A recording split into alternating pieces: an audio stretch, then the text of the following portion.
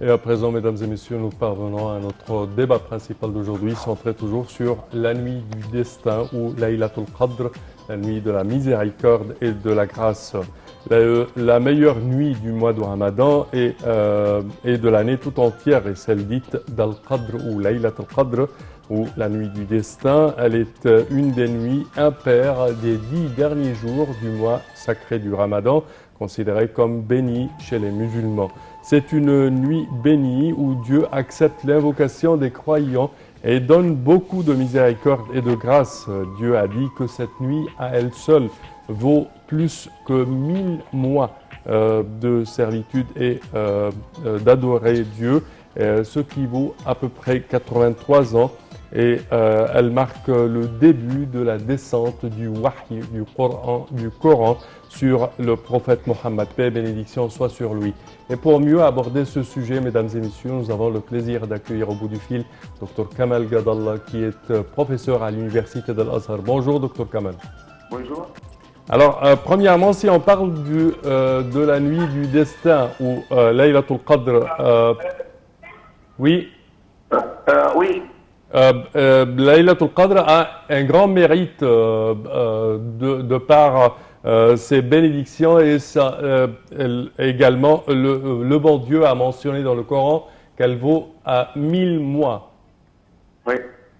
Oui, vraiment, moi, personnellement, je ne l'appelle pas la nuit du destin comme il est fréquent dans toutes les traductions, même avec une bonne partie de traductions de sens du Coran, on tombe sur ce qu'on appelle la nuit du destin. Ce n'est pas du destin parce que ce n'est pas Al-Qadr, mais c'est Al-Qadr, c'est-à-dire la nuit prestigieuse, la nuit gracieuse, si vous voulez, la plus grande des nuits, parce qu'en fait, c'est la meilleure nuit dans toute l'année. Premièrement, cette nuit est indissociable de la descente de la révélation coranique. Il commence par nous le cours de prendre au cours de la nuit grandiose, de la nuit prestigieuse. C'est-à-dire qu'elle est indissociable de la révélation coranique. Donc, elle tire ces versets, premièrement, de la révélation du Coran. Deuxièmement, elle était donnée aux musulmans en tant que récompense, compensation, si vous voulez, parce que le prophète sallallahu alayhi wa sallam rapporte à ce propos qu'il y avait un homme elle qui avait fait dévoiement à Allah pour 80 ans. Donc, Allô? Donc, le prophète, il a dit à son Seigneur, Allah vouloir à lui, oh Allah, les âges de ma communauté sont courts. Donc, on ne trouvera pas l'occasion, en fait, pour faire pareil comme l'a fait cet homme-là. Donc, Allah nous a accordé une nuit dans l'adoration avec dévotion pourrait nous compenser, en fait, de l'adoration durable de cet homme-là. Donc, c'est un don divin, d'une part. D'autre part, c'est une nuit qui est indissociable de la révélation coranique. Et troisièmement, c'est une nuit de pardon aussi et de paix. Parce que c'est là où il est paix et salut jusqu'au loup. Donc, une nuit de paix, une nuit de salut, une nuit de pardon et une nuit de la miséricorde divine. Alors, mais justement, peut-être que l'appellation du destin, la nuit du destin, c'est parce que de par les invocations de la personne, Dieu peut changer le cours du destin de cette même personne. Ah oui, non, c'est pas cette nuit-là en fait, mais on parle de la nuit du destin, cette nuit qui est parce que si un programme de Hakim, c'est-à-dire qu'au cours duquel on décernera en fait toute affaire capitale. Donc, il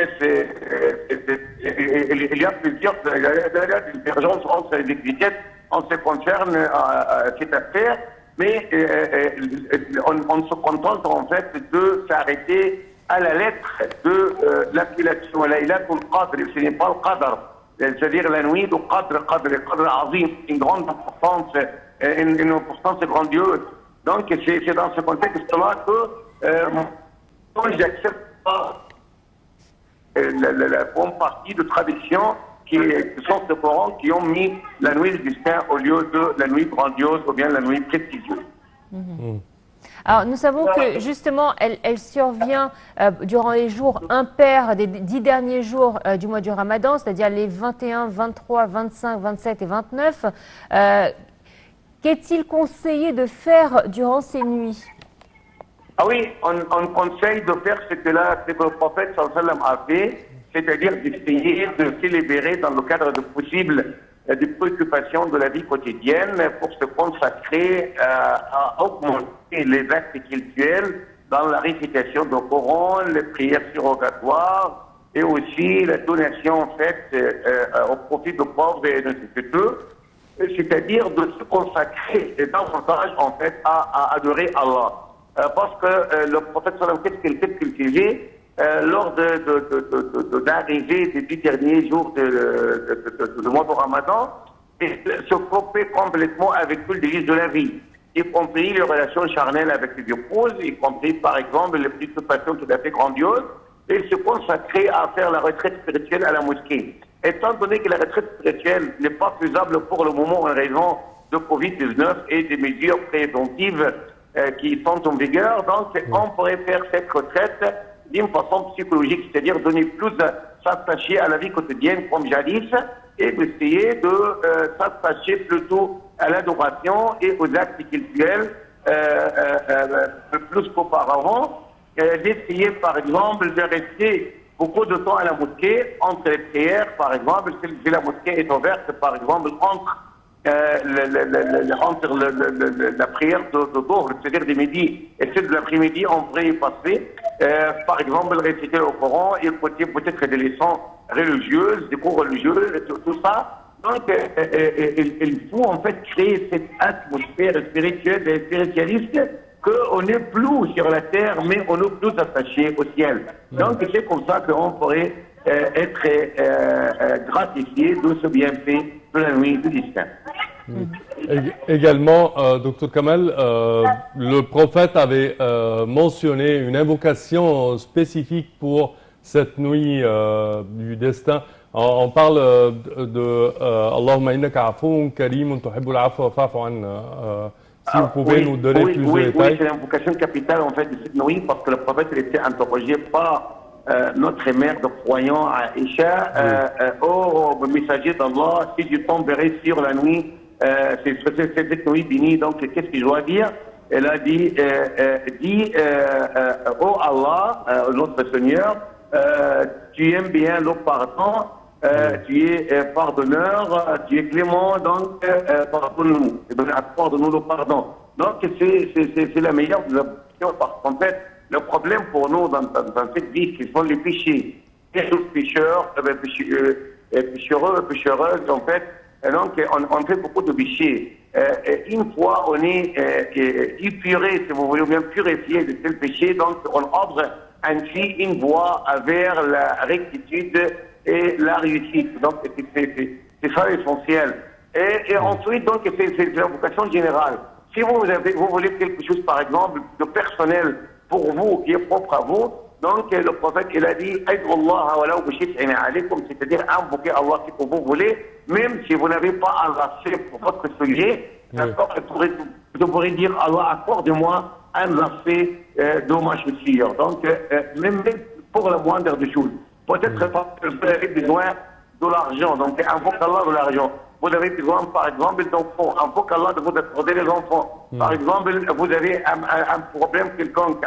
Invoque Allah de vous accorder la solution de votre problème. Et ainsi de suite. Donc, chacun, on dit en fonction de ce qu'il demande. Je ne dis pas, alors que l'invocation généralisée que doit être lancée par tout le monde, c'est Allahumma innaka afoun karimun halimun tuhibbul afwa fa'fu anna. Allah, tu as la clémence, la miséricorde, du pardon, accorde-nous le pardon.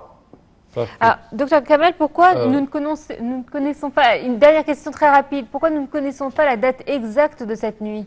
Mais très rapidement, parce qu'on doit rendre l'antenne, pourquoi nous ne connaissons pas la date exacte de cette nuit? Oui, la date exacte de cette nuit, elle était connue, c'est aussi une chose très très importante. Le prophète, elle connaissait très bien exactement où se trouve cette nuit, c'est-à-dire dans quel jour du mois de Ramadan. mais elle était en train de sortir, en fait, de sortir, déclarer cela à ses compagnons, mais elle était croisée par deux musulmans qui étaient en bagarre, d'accord, qui étaient en train de se bagarrer.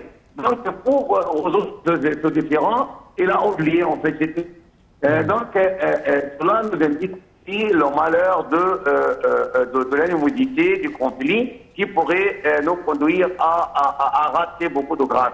Donc, le prophète, il a dit, cherchez là, dans les 2 derniers jours. Mais il y a certains ulama, dans Ontek Ibn Abbas, qui ont déterminé d'une façon exacte que cette nuit se trouve la nuit numéro 27, c'est-à-dire le 26e jour. Mais dans la nuit, la nuit, le 27e, c'est la nuit du mois de Ramadan. C'est aussi un avis très commun chez une bonne partie, un bon nombre de ulama. Docteur Kamal Gadallah, merci à vous d'avoir été des nôtres ce matin. Voilà, c'est ainsi donc que prend fin cette édition. Merci Samar. Merci Noah, merci chers téléspectateurs et bon suite de programme toujours sur Nile TV International. Au revoir.